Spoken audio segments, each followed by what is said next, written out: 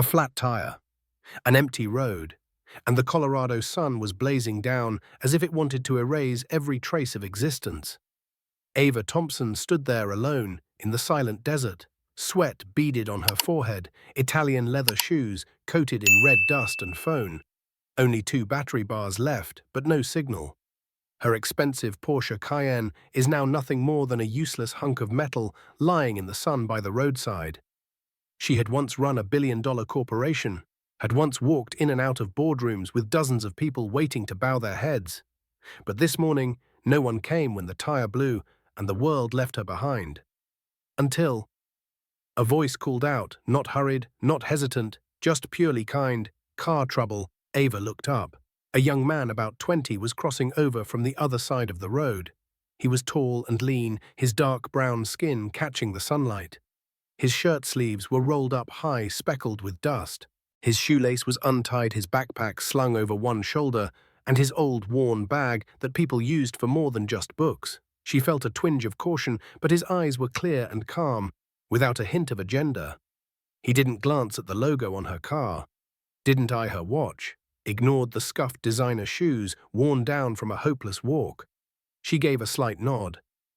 The rear tire blew. "I don't have tools, and can't call for roadside assistance." He gave a small smile, a gentle, unforced one. "Then let me help. I'm Malik." He didn't wait for further permission. He set his backpack down and pulled out a pair of gloves, a worn-out toolkit, and a few other items he had used and reused over the years. She watched as he quietly knelt, working on the tire like he'd done this his whole life. No boasting, no begging glance. Only strong, careful hands and a focused presence that Ava couldn't look away from. No one knew then. This simple act would begin a journey that would change their lives, from a gentle young man hiding in the dust to a woman who once thought the world only bowed to power. Ava leaned gently against the car arms, crossed eyes still following every move of the young man. Something about Malik held her gaze, not outward charm, but a quiet calmness that felt like it belonged to another era. A time when people still believed in kindness without conditions. Malik worked in silence. Every motion was neat and precise. Not a single turn of the wrench was wasted, not a single word of showmanship. He bowed his head and worked as if that very act had sustained his spirit each day. Ava felt her face grow warm, not from the sun, but because for the first time in weeks after the media tore her apart, the board turned its back, and her friends professionally went quiet, she met someone who didn't care who she was, didn't care about the scandal, didn't care that the name Thompson had once appeared in hundreds of headlines. "Are you a mechanic?" she asked softly, trying to break the strange silence surrounding them. Malik shook his head. "Not exactly. My uncle used to own a small auto shop in town. Before he passed, he taught me most of what I know. I'm just doing what I'm good at." For the first time that day, Ava wasn't thinking about the financial report waiting on her desk. I wasn't thinking about the board. I wasn't thinking about the unread message from her ex. She was thinking of just one thing: he lived. But he lived genuinely. Malik stood up after finishing. He wiped his hands on his jeans. Sweat rolled down his forehead, but he smiled lightly, tilting his head slightly. "You're good to go now. You should check the next station's tire pressure to be safe." Ava opened her wallet and pulled out a bill which was not much for her, but certainly the value of a few hours of labor for someone like him. He reached out not to take the money, but to wave it off gently. "No need, ma'am. I'm just glad I chose this road today." Ava stood still, stunned. Her hand froze mid-air, the wallet still open, the bill still there. "You don't want anything?" Malik put his backpack on again, his eyes turning toward the sunlight, stretching across the cracked pavement. "I already have enough. Malik Johnson." "Ava," she replied, almost hesitating. "Thompson." He gave a slight nod, a soft smile. Then he turned and walked away, his tall, lean figure casting a long shadow across the sun-scorched road. He didn't look back, didn't need acknowledgement. And Ava stood there, sunlight on her face and deep inside. Something stirred, something she hadn't felt in a long time, that worth is not found in reputation, but in how one lives when no one is watching. That evening, Ava sat on the second-floor balcony of the resort villa where everything was perfect. The glass so clean it showed no fingerprints, the Italian armchairs as soft as velvet, and a glass of red wine swirling under the soft golden light. But she didn't feel relaxed. She wasn't listening to music, she wasn't reading her messages. She didn't answer a single call, even as her phone screen kept blinking. With big names: legal advisor, media consultant, ex-boyfriend, and even the chairman of the board, who had been deeply regretful just 3 weeks ago in seeing her out of the very company she had built with her father. Ava had once been the youngest female CEO in the renewable energy sector. She had once spoken at the Davos Forum. She was once the icon of a generation of women leaders, but tonight she was just a woman sitting alone, staring into the darkness outside, as if waiting for something to speak. And she didn't understand why. Why did the image of that young man with calloused hands, peaceful eyes, and an unassuming smile keep haunting her? Perhaps because Malik never asked who she was. He didn't look at her like a name in the headlines. He wasn't cautious nor admiring. He saw someone who needed help and helped. In a world where people are constantly evaluated by their assets, status, or whatever Google says about them, he was the first person in many years to see her without judgment. Ava rested her arm on the balcony railing, the wine cooling silently in her hand. The night breeze brushed through her hair, bringing with it a sensation she hadn't felt in so long, the feeling of wanting to find something that didn't belong in her glamorous world. And the next morning, with no clear reason, she went back to that road. Not to find the tire, not to return the favor, but to find Malik Johnson, a stranger who in some inexplicable way made her feel closer to herself than anyone who had ever walked through her life. The road leading into Grand Junction was still coated in red dust, like the day before, but Ava saw it now like a scene playing in slow motion where each bush, each worn-out fence post carried a strange, familiar rhythm. She couldn't explain why she had come back or had taken the time to comb her hair, pick out a light grey linen shirt and swap her high heels for a pair of low-heeled boots. Maybe she just wanted to seem a little less out of place standing before the man whose simplicity had made her question her entire polished existence. She drove slowly past the abandoned gas station, past the sun-stained cliff faces, past the curve where her tire had blown, and Malik had knelt as if that tire were part of his own body. Each time she saw a figure, she slowed down, watching with eyes filled with both anticipation and silent pleading. Then at the edge of town, just outside the rusted fence of a shabby little house, she saw a figure on a wooden ladder, hammering nails into a rotting porch roof. Malik. No mistaking him. Same rolled-up shirt sleeves, faded jeans and short curly hair, damp with sweat under the slanting sunlight. She pulled over by the curb, her hand slightly trembling as she opened the door. She didn't know if it was from the heat or that he had no idea she was coming. She walked toward him, but said nothing, just stood there as if speaking might shatter that quiet, peaceful moment like smoke in the wind. An older woman standing under the porch looked up and spotted her first. She smiled warmly and said, "Sweetie, you've got a visitor." Malik turned, furrowed his brow for a second, then recognized her. A blink, a faint smile. Not guarded. "I'm unsurprised. It's just a look with the same quiet calm." Ava tried to steady herself, offering a clumsy smile. "I was just passing by. I hope I'm not interrupting." He climbed down from the ladder, wiping his hands on an old rag tucked at his back, then stood in front of her, not too close or far. "Everything's still good with the tire, perfect," she said. Then silence for a moment as her eyes fell on the nearly repaired porch roof. "Do you do this often?" Malik nodded slightly, as if needing no explanation. "Sometimes people need help, and I prefer using my hands to talking." That sentence was soft as a breeze, but Ava felt her heart skip. She stood quietly beside him in the sunlight amid the wood dust and the scent of old timber carried on the wind. No contracts, no money, no cameras, just a young man with a hammer fixing an older woman's porch and a former CEO standing beside him in silence as if seeing something precious she had long forgotten. She returned to her car, opened the trunk and took out a cold water bottle. She handed it to him.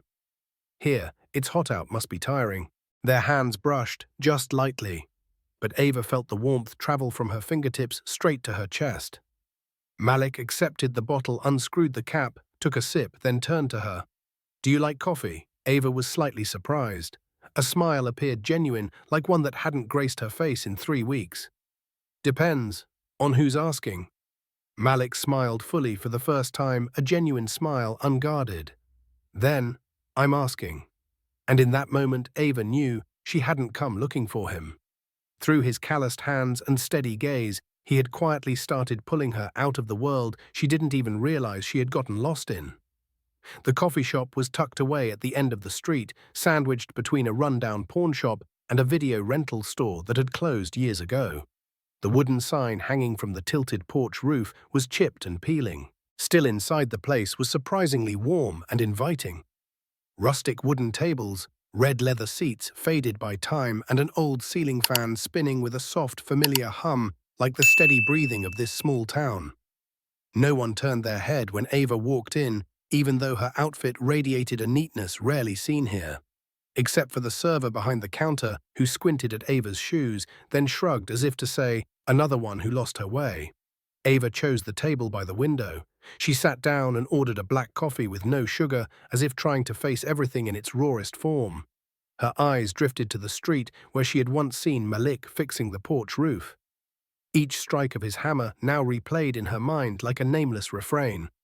The bell above the door rang.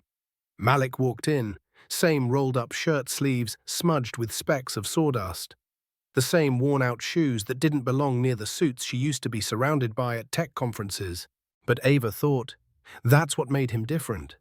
Different in a way that felt trustworthy. Malik looked around, and when his eyes met hers, he paused momentarily, not out of awkwardness, but as if silently questioning whether this was real. She tilted her head slightly, inviting him to sit across from her, and he did not in a rush, not guarded. Just a simple act from someone who had nothing to prove. Ava smiled. You don't usually have coffee with people like me, do you? Malik let out a soft laugh. I don't usually have coffee with anyone, but... He looked at her. You're not the kind of person who usually looks for a mechanic in the middle of the desert. I wasn't looking for a mechanic, Ava replied.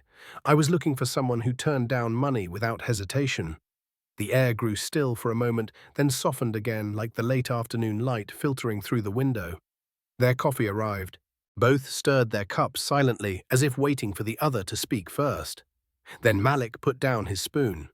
Did you come here out of curiosity or something else? Ava looked up and met his eyes. I'm not sure. I just drove and I stopped. Maybe because I remembered your eyes. Malik didn't say anything. He just looked at her for a long time. She continued. You didn't look at me the way others do. Not like an investor. Not like the media. Not like an ex-boyfriend. You're not used to being walked away from, are you? He asked gently but truthfully. Ava pressed her lips together. No. I'm used to people coming to me for power and staying for the benefits. You walked away like I was nothing. Malik lowered his gaze. Because I didn't think I was supposed to stay. Why not, she asked. Because people like me aren't usually invited to stay. They fell silent, but this time not out of distance, but because they were beginning to understand each other. The coffee had grown cold, but neither noticed. What was warming now was the space between each word, glance and pause between them. Malik looked up, his voice slow and steady. My house growing up, nothing ever lasted. Mum left early. Dad only knew how to drink. The only one who held us together was my aunt. She held the family with duct tape and prayers. Ava whispered, and you? Learned to fix everything from that, he nodded. Yeah. If something's broken and you can't replace it, you learn to repair it yourself. Ava smiled faintly, but there was something distant in her eyes. So, what if I'm the thing that's broken? Malik looked at her, quietly. You're not broken. You're just stuck. She turned to the window. The breeze nudged the curtains gently aside, letting the last light of the afternoon paint their faces in a soft amber hue. It was as if they were being brushed with warmth, which needed no decoration. Sometimes, being stuck is scarier than being broken, she whispered. Because when something breaks, at least you know what to do. Malik nodded, his eyes filled with a kind of unspoken understanding. Maybe. But if you're stuck, there's still a chance to push through. You need the courage to try. And for the first time in 3 weeks, Ava no longer felt like a failure. She felt seen not for her resume, not for her title, but simply for who she was. The afternoon light filtered through the window, casting blurred shadows of their cups on the table. Malik sat still, his calloused hand resting lightly on the surface, his eyes no longer wary like before, but carrying something gentler presence. Ava slowly opened her purse. Not her wallet, not her phone, but a dark leather notebook, its edges worn and lightly folded, an object that didn't match her polished exterior, but as she laid it on the table, Malik saw her gaze soften, genuine as if she'd finally set down a mask worn for far too long. "This," she said softly, as if opening a memory. "I started sketching the same afternoon you walked away." Malik didn't rush to take it. He looked at the notebook, then at her. No pressure, no hurried curiosity. Ava slid it toward him and continued, her voice smaller now, but clear. "I imagined a place. Not a boardroom, not a CEO's office, not where people's worth is measured in stock or followers." She paused, took a deep breath. "I imagined a community workshop with wooden benches, tools, open space, and natural light. A place where young people could learn a trade. Where those who had been looked down on could be guided. No degrees required, no fancy zip codes, just hands and desire." Malik looked at her. In his eyes was the quiet of someone who had seen too many dreams torn apart. "And what do you want me to do?" he asked, not with doubt, just with honesty. Ava smiled faintly, almost sadly. "I'm not looking for a consultant. I'm not hiring an expert. I need someone who knows what it means to use their hands to hold something together. And the first person I thought of was you." Malik still didn't touch the notebook. "You don't even know me that well," he said. "But I know one thing," Ava replied, locking eyes with him. "You helped me when no one was looking. And you turned down money, when I knew I didn't deserve your kindness. I've spent long enough among people who only do the right thing when someone's watching to recognize that what you did, it is worth more than a Harvard engineer's resume." Malik lowered his eyes, his fingers gently touched the edge of the leather notebook. Then he opened it. Inside were blue ink sketches, clumsy diagrams, rough drafts of a workshop layout, scribbled lines, some words crossed out again and again. Tools, skills, purpose. Some pages were shaky with handwritten notes, corners folded, and one red pen circles around the words, "Hope Center." He said nothing for a long while. He just turned page after page slowly, as if each one weighed more than a blueprint. It was the belief of a woman who had lost everything, but he was still trying to rebuild something from the rubble. "I'm not sure I'm the right person," Malik said, his voice low. "I'm not sure I am either," Ava replied. Their eyes met. No defenses, no roles, no pretense, and this time neither of them looked away. A breeze carried the scent of dusty roads and decaying wood, mingling with the faded aroma of coffee on the table. Malik closed the notebook, his hand still resting on it. He didn't smile, but his voice was warmer now, as if something inside him had finally stepped out of its fortress. "All right, let's see where this road leads." The Carrington estate lay tucked away among the pine groves on the outskirts of Aspen, its three-story glass walls reflecting the late afternoon sky like a frozen lake. From a distance, the place looked like it was born to grace the cover of a magazine. Wrought iron gates, curved in European fashion, granite pathways and hedges trimmed with such surgical precision that it made Malik feel suffocated. He stood on the front steps, his hands buried deep in the pockets of the crisp dress shirt Ava had given him, perhaps the most expensive shirt he had ever worn, and yet the one that made him feel the furthest from himself. Ava stood beside him. She was wearing a minimalist black dress, her hair tied high. There was no heavy makeup or overpowering perfume, just a look in her eyes that was both gentle and taut, like a string stretched between hope and worry. She tilted her head. "Are you sure you want to go in?" Malik shrugged, eyes fixed on the double doors ahead. "I'm just here for the food." Ava gave a soft laugh. The sound seemed to ease the chill clinging to the glass. "Then let's go." The doors opened, and opulence spilled out instantly, chandeliers pouring light onto marble floors, the clink of glasses under polite toasts, laughter blending with smooth jazz. Guests glided past one another like quiet rivers, each knowing exactly what to say, how to smile, and where to stand so the light hit their face just right. Malik felt like an ink stain on a white canvas. The shirt may have been designed, but his boots were still worn leather and his heels were scuffed thin. His hair was trimmed, but not enough to hide the lingering sawdust from earlier. His eyes scanned the room, catching a few glances not overtly dismissive, but undeniably measuring. Ava whispered, reassuring him, "They're just people." Malik shook his head slowly. "No, they're your people." A man approached with salt and pepper hair, a polished suit, and a smile shaped by hundreds of cocktail receptions. "Ava, you made it. Thought you might skip out." His eyes flicked to Malik for less than a second before snapping back with hollow civility. "And this is—" "Your +1, Ava replied without hesitation. "This is Malik Johnson. He's helping me build a community project." The man didn't extend a hand, just a faint nod. "Very impressive." Then he turned away, leaving behind a chill trail like melting ice. Malik said nothing. He looked at Ava not with blame, but with the gaze of someone who knew all too well, the silence built from rejection. He stepped back a few paces, letting her dissolve into the crowd of familiar faces. Conversation swept her away quickly.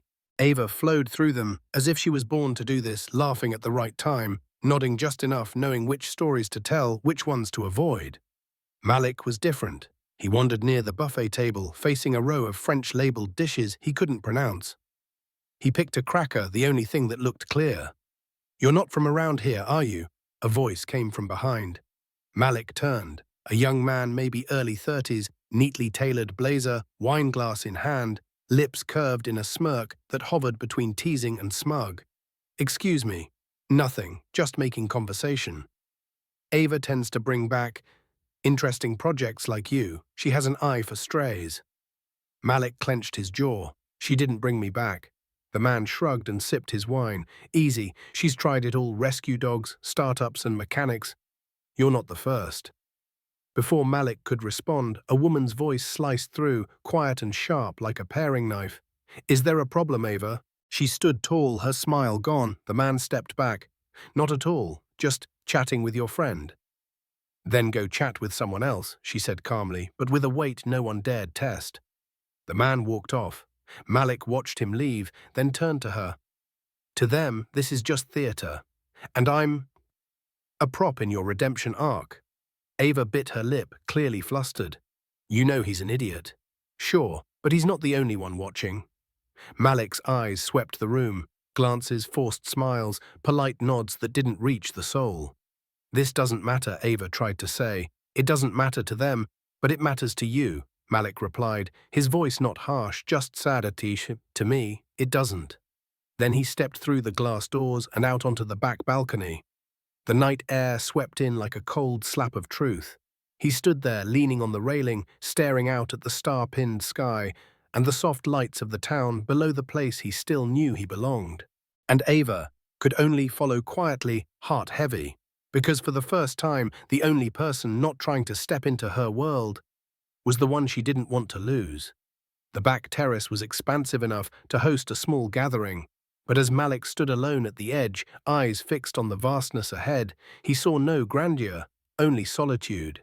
Far ahead stretched miles of dark forest, the town lights below flickering like fallen stars.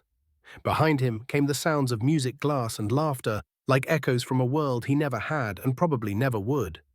The sound of Ava's heels touched lightly behind him. But Malik didn't turn. She stood a few paces away, hands at her sides, eyes filled with things unspoken. "I didn't think it would turn out like this," she said, voice small and honest.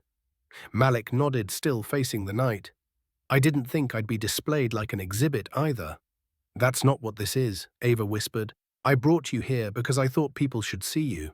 Or maybe so you could feel like you still had something good left after everything else." He turned, then his eyes not angry but wounded.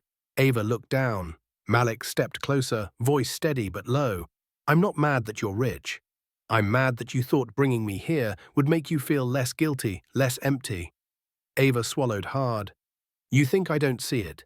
They look at me like I have no value left, like losing my title means I lost my identity. I didn't bring you to fill the void. I brought you because you were the only thing I found after everything else crumbled." Malik was silent, his breath slow. "Then why not let me just be me?" You placed me in their world, then looked at me like you were hoping I'd rise above it to prove you'd chosen right. Ava stepped closer, her eyes glassy but steady. You know, I used to think I was strong until they left me every single one. Not because I failed, but because I no longer held a title they feared. They stood there face to face.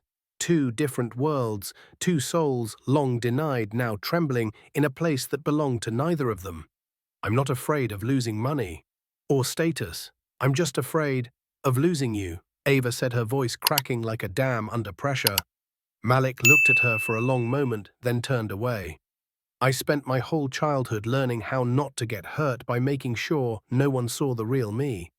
And you're the first person who made me want to enter the light, and then you dragged me back into the dark. Ava took another step forward, gently placing her hand on his shoulder for the first time. I didn't come to make you shine. I came because I saw you bent over a broken tire. No one else, just you. I've lived with conditional handshakes long enough to know your gaze was the only thing I still believed in. Malik closed his eyes for a moment barely, then opened them, his voice softer. Then don't put me on display to fix your loneliness. Ava nodded. I understand. They stood there saying nothing. No music, no spectators, just the murmur of night and wind moving through the pines like a balm over a wound that had just been touched. Malik stared into the darkness. Do you know what it's like to walk into a room and wait for someone to label you a mistake? Ava nodded slowly. No, but I know what it feels like to stand in a room and not know who I am anymore. For the first time, their differences weren't about status or race, but the loneliness of two people who had believed they had to be strong to survive. And at that moment, they were no longer Malik, the boy, with calloused hands, or Ava, the fallen CEO. Just two people trying not to lose each other. I should go, Malik said. Ava nodded. If you need to, I understand. He stepped past her, their shoulders brushing gently. Then he stopped without turning back. It's not about the food, he said. Ava looked up, eyes brimming. I came for you. And then he walked away. Not angry, not rushing, just a man unsure if he was still allowed to stay. Late the next afternoon, the sun blazed hotter than usual. The heat shimmered upward from the stones on the gravel lot beside Thompson's hardware, making everything quiver like breathing. The steady whir of a woodcutter echoed in the background, mingling with the scent of pine resin and metal. Malik was crouched beneath the narrow shade of an unfinished roof frame, his hands smeared with grease as he rummaged through an old tin toolbox. He deliberately didn't look up when he heard the car pull in behind him. He already knew that sound, the smooth, assertive engine that cleared its path without asking. Ava stepped out. Gone were the tailored dresses, the stilettos, and the oversized sunglasses. Today she wore a rough cotton shirt, jeans, and low-heeled boots. Her hair was tied back, her face flushed from the sun, but her eyes were the same as when they first met, genuine and unguarded. Malik didn't turn his head. He kept fussing with the tools, his shoulders tight, with the tension only a wounded man pretends not to feel. Lost again, he said quietly, flatly. Ava strolled toward the wooden table. I'm not here to argue. Good, Malik muttered, because I'm tired of fights where both people go silent more than they speak. Ava nodded, then paused. A long moment passed before she said, her voice trembling like a door opening for the first time in years, I'm sorry. Malik froze but didn't look at her. I'm sorry for pulling you into a world that didn't belong to you, she continued, and treating it like you owed me a role to play. Her voice softened. I invited you to that gala not because you needed to be seen, but because I needed others to see what I had found. And that was selfish. Malik finally looked up. His eyes weren't hard anymore, but they still held caution. Ava glanced around the gravel, the lumber dust, and the wide field out back, which felt like it belonged to another planet than the one she used to rule. She took a deep breath. I thought I was strong. But when they crossed my name off that boardroom door, even my assistant couldn't look me in the eye. You were the only person who didn't make me feel invisible. Malik set the wrench down. He looked at her for a long time before asking softly, So, what do you want now? Ava let out a tired, gentle laugh. Not a kind worker to fix my image. Not someone by my side to make me feel kind. I need someone who knows how to hold things together, especially when I can't even hold myself. She opened her bag and pulled out the same notebook she'd once handed him in the coffee shop. But it was different now. The corners were worn, the pages thicker, the diagrams more detailed, and the words, Hope Center, no longer trembling, bold, outlined, and deliberate. I kept working on it. She said, her eyes shining with a belief only the truly committed could carry. A community workshop, training, career mentoring. Not a PR pitch, something real. I don't know if you want to be part of it, but I want you to know everything I ever said to you was real. Malik stared at the notebook, fingers brushing the softened leather cover. Why me, he asked. There are hundreds of trained engineers out there. Why me? Ava met his gaze without flinching for the first time, because you were the first person who looked at me without trying to guess what I wanted, and because you helped me stand up, when I thought all I was a name crossed off a glass door. She swallowed. You're not an emotional crutch, Malik. You're the only mirror I can look into, and not feel like a fraud. A breeze stirred the papers on the table. Malik caught one, saw the messy electrical diagram and smiled.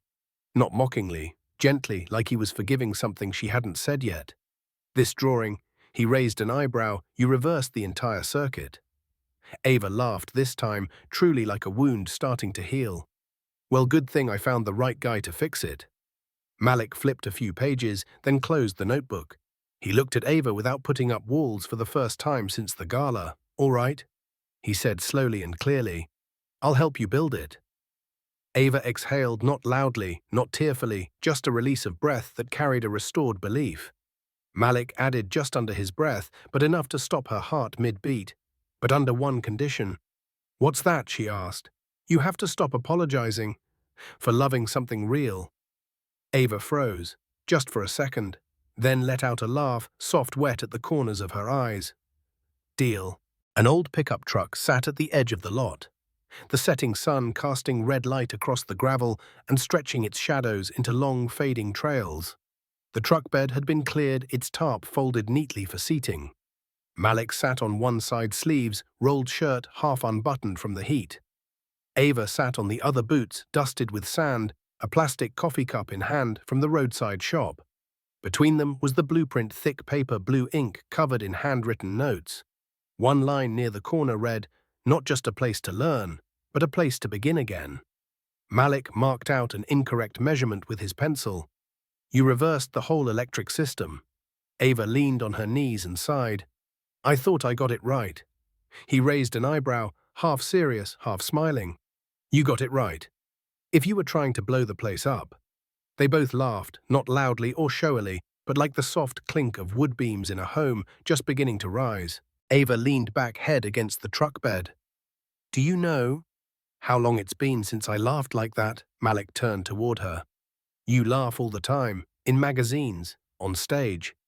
That's not laughter, that's performance. She paused. I forgot what it feels like to laugh, because I feel like myself. Malik said nothing. He pulled a fresh page and began sketching a new diagram. His strokes were sure and clean, like driving nails with his eyes. Ava watched him, then asked suddenly, Aren't you scared? He paused. Of what? Of doing all this, and having people laugh in your face.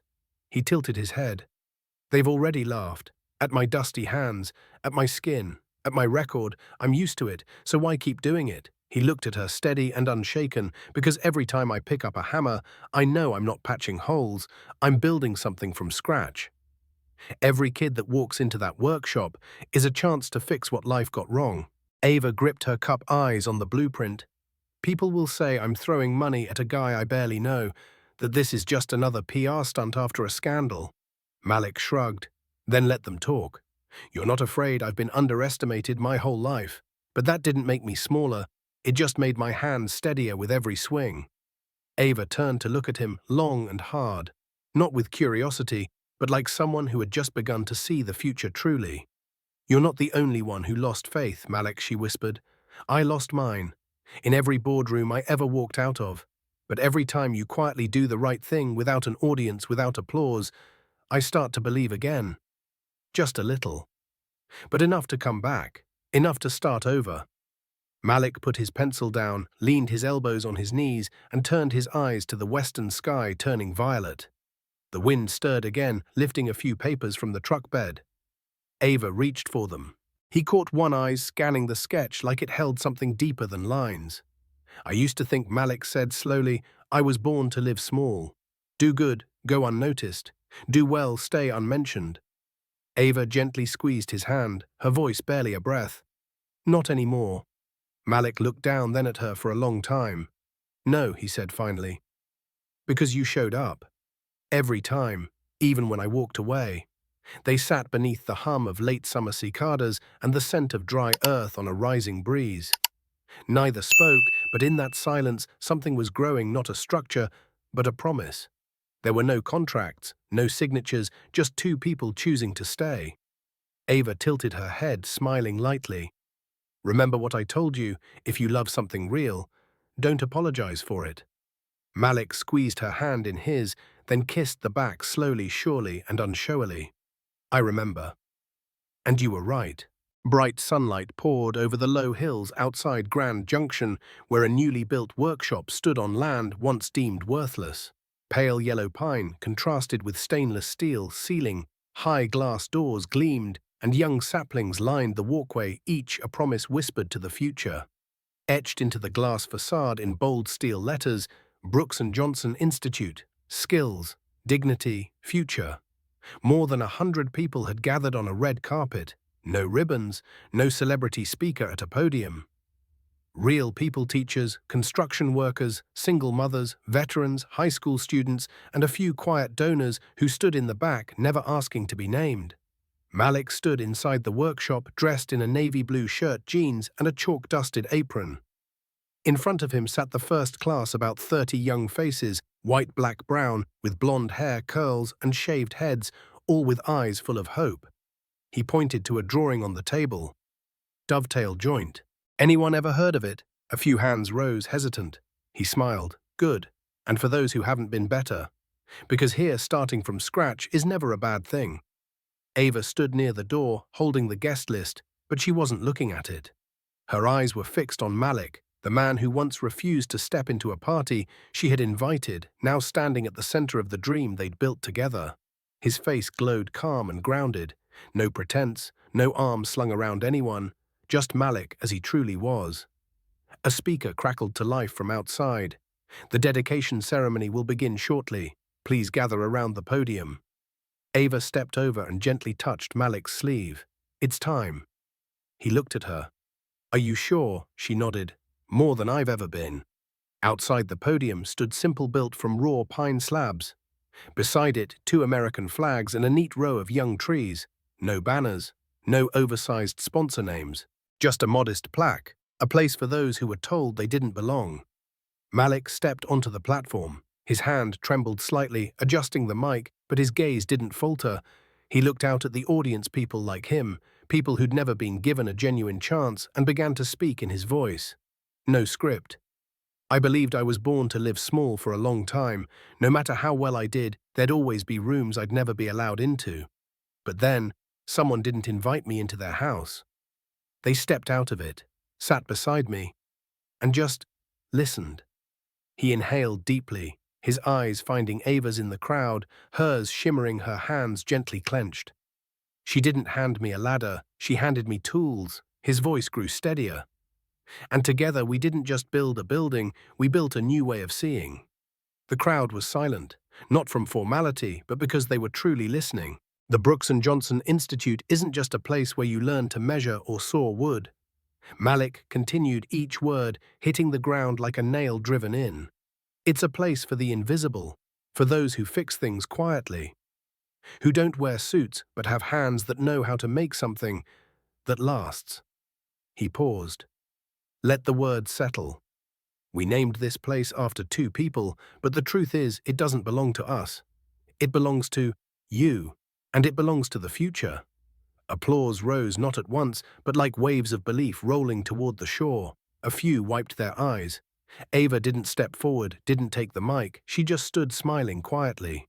For the first time in her life, she didn't need to say anything because Malik had spoken for them both.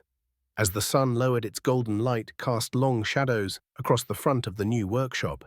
The air filled with sounds of beginnings, conversation. children laughing, the soft clang of hammers from the first afternoon class already in session. Malik stepped down from the podium and disappeared into the crowd. Ava met him near the far end of the grass. They didn't speak, just stood side by side, hands touching. Under a sky painted honey gold by the setting sun, they both knew they hadn't just built a structure, they had rebuilt trust. Night fell like a soft blanket over the town. The Brooks and Johnson Institute lights glowed warmly through tall glass panels like an open palm welcoming all. The sound of wood knocking and the gentle giggles of children lingering in the back garden made this place feel less like a training center and more like a home built from what remained after years of breaking. Malik and Ava sat together on the back porch step.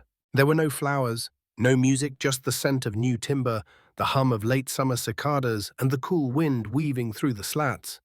Ava rested her head on Malik's shoulder. They didn't speak. Their eyes gazed across the lawn where a group of boys chased each other, laughing like they'd never known pain. "You did it," Ava whispered, lips brushing his shirt. Malik tilted his head. "Not alone," she lifted her gaze. "But without you, no one would have taught those kids how to frame a window without it going crooked." He smiled softly. "And without you, no one would have believed this place deserved to exist in the middle of doubt." After a moment she stood and went inside. When she returned, she carried something wrapped in craft paper, tied with twine. Malik watched as she unwrapped a small wooden frame holding a photo of him taken from behind as he taught students how to cut square joints. His hair was messy, his shirt faded, but in the slanting light he looked like he was planting quiet seeds of value in every learner present. Beneath the photo in neat handwritten script, "Love builds." Love wasn't just a feeling, it was action. It was every nail-driven firm, every lesson taught with patience, and every choice to stay when others walked away. Malik stared at the photo, then at Ava. No more distance in his eyes, no more walls built from shame. Only she was the one who stayed long enough to make him believe he was worth building something with. "Where do you think we should hang it?" she asked. Malik didn't answer right away. He looked around the empty walls, the workbenches and the doors, then turned to her and tilted his head. "In the center of the shop, on the first wall, where every student will see it the moment they walk in." She nodded. "Exactly where it belongs." Malik picked up the frame and stood, but before stepping inside, he turned to Ava. She looked up at him, her eyes calm like still water. "Do you remember," he asked quietly, "what that student asked me the other day?" She smiled. "The boy who asked, 'How do you know if you're doing the right thing?'" He nodded.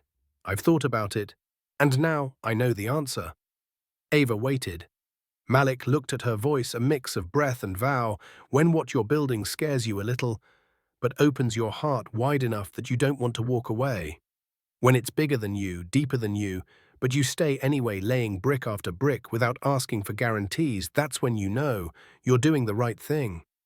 Tears ran down Ava's cheeks, but she didn't bow her head. She let them fall like an old ritual being cleansed by a new faith. Malik stepped inside and hung the frame at the center of the tall wall, right above the first student workbench of the inaugural class. The frame swayed gently as he fixed the hook, then settled still, like a period closing the chapter of a past and the opening of something neither of them ever thought they were allowed to dream. That night, when everyone had gone home, the lights in the workshop remained on. No one was working, no one was teaching, no one was giving speeches. Just Malik and Ava are sitting side by side in silence, not talking about what was lost, not predicting what would come, just sitting together, in the middle of something they had poured their hearts into. A house of love, a house of truth, a home where love was truly built. Love builds.